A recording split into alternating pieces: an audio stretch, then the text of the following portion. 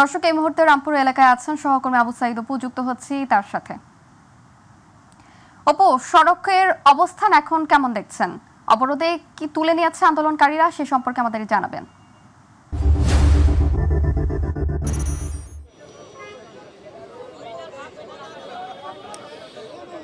শাওন, আপনাকে ধন্যবাদ। আপনি কিছুক্ষণ আগে দর্শক উদ্দেশ্যে জানাচ্ছিলেন যে মিটার ইস্যুকে কেন্দ্র করে যে সিএনজি চালকরা রাজপথে নেমেছে, তাদের যে দাবিটা হচ্ছে যে তারা বিভিন্ন সময় আসলে ট্রাফিক দ্বারা অনেকভাবে নির্যাতনের শিকার হয়, সেই দাবিতে এবং বিএটির যে এই হটকারিতা সিদ্ধান্ত, এই সিদ্ধান্ত তারা আগে নিলেও পারতো, এমনটি কিন্তু তাদের ভাষ্য। আর পাশাপাশি এর ফলে কিন্তু যে মানুষজন যে তাদের গন্তব্যস্থলে ছুটে যাবে বা যেসব মানুষজন কর্মস্থলে যোগদান করবে, তারা কিন্তু আসলে চরম বিপাকে পড়েছেন, কারণ সেই গণপরিবহন না থাকার কারণে। এবং এরা কিন্তু আসলে বিভিন্ন জায়গায় সড়ক অবরোধ করে তারা জানান দিচ্ছে যে দাবিটা আসলে নেওয়া হয়েছে, সে দাবিটা আসলে কোনোভাবেই তারা এটাকে কাম্য করছে না। কারণ এটা আগেভাবেই সিদ্ধান্ত উচিত ছিল যে তাদের মিটারের ক্ষেত্রে কী ধরনের আইন হওয়া উচিত ছিল।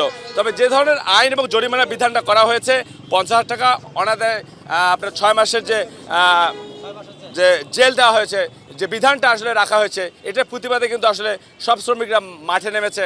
আমরা আপনাকে জানিয়ে রাখি আপনার মাধ্যমে দর্শকদেরকে, শুধু রামপুরা নয়, ঢাকা শহরের বিভিন্ন এলাকায়, মিরপুর থেকে শুরু করে আরও অন্য অন্য এলাকায় কিন্তু এই যানজট চলছে। এবং বাসের যে ধীরগতি, আমরা যদি বলি যে যেখানে ধীরগতি আসলে 5 থেকে 7 থাকার কথা এবং 25 থেকে যখন 5-এ নেমে এসেছে, সেই ধীরগতি কিন্তু এখন নেমে এসেছে 2-এ। এর কারণ হচ্ছে অবরোধের ফলে কিন্তু এই পরিস্থিতির সৃষ্টি হয়েছে। তো এখানে যারা আন্দোলন করছেন, আমরা একটু তাদের কাছে জানতে চাই, আপনার কাছে একটু জানতে চাই, এই আন্দোলন যে করছেন, এই আন্দোলনের আসলে আপনাদের কোন যৌক্তিক কারণটা আপনারা দেখাচ্ছেন, একটু যদি আমরা দর্শকদের একটু।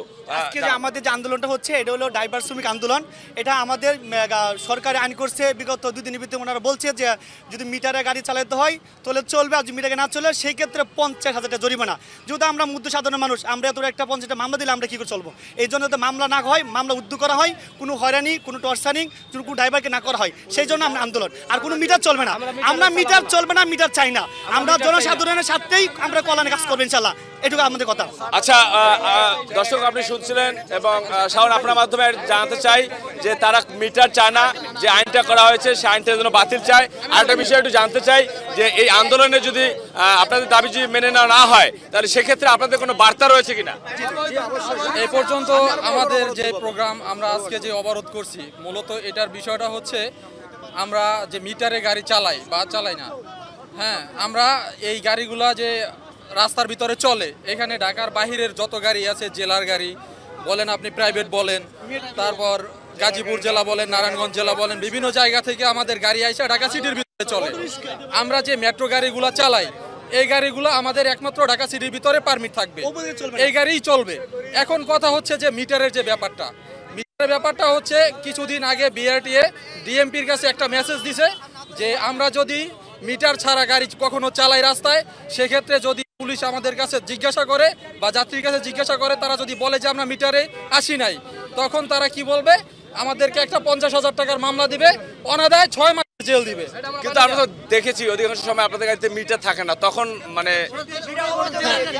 আমাদের গাড়িতে, আমাদের যে গাড়িগুলো থাকে ঢাকার ভিতরে যে মেট্রো গাড়িগুলো চলে, সবগুলো গাড়িতেই মিটার আছে।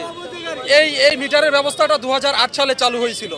2012 সাল পর্যন্ত আমাদের যে মিটারের রেটটা করা ছিল, ওই স্কেলটা এখন পর্যন্ত 2025 পর্যন্ত এখন পর্যন্ত বিদ্যমান আছে। তো সেক্ষেত্রে আমাদের মালিক কর্তৃপক্ষ যারা আছে, তারা যে আমাদের কাছ থেকে যে জমাটা নেয়, ওই জমাটা তো আমরা দিতে পারতেছি না যদি আমরা মিটারে গাড়ি চালাই। শাওন, আপনি শুনছিলেন যে আসলে তারা মিটারে গাড়ি চালাতে প্রস্তুত, কিন্তু বিষয়টা হচ্ছে যে ধরনের আইন এবং বিধান করা হয়েছে, সেই বিধানটি তাদের জন্য অনেক কষ্টসাধ্য ব্যাপার এবং বিভিন্ন সময় নানা হয়রানির শিকার হচ্ছেন। আমরা আরেকজন চালকের সাথে কথা বলি। এই দাবি নামনা পর্যন্ত কি আপনার মাঠেই থাকবেন? মাঠে থাকবো আমরা, মিটার চলবে না, মিটার একদম বাদ, মিটার কোনো থাকবে না, মিটার ছাড়া চলবে গাড়ি। শাওন, এই বার্তার মধ্যে দিয়ে দর্শকদেরকে জানাতে চাই একটা বিষয়, যে এই তাদের সড়ক অবরোধের ফলে কিন্তু রাজধানী জুড়ে তীব্র যানজটের সৃষ্টি হয়েছে। বিভিন্ন গন্তব্যে ছুটতে গিয়ে কয়েক ঘন্টা আসলে অতিবাহিত করতে হচ্ছে এবং প্রতিটি মোড়ে মোড়ে এত পরিমাণ যানজট, যে যানজটের কারণে নগরবাসীকে পায়ে হেঁটে বিভিন্ন গন্তব্যে ছুটতে হচ্ছে, যার চিত্র হয়তো বা আপনারা ইতিমধ্যে দেখতে পেরেছেন। তো শাওন, এটাই ছিল আমার কাছে রামপুর এলাকা থেকে সর্বশেষ খবর। শাওন, অপু, আপনাকে ধন্যবাদ।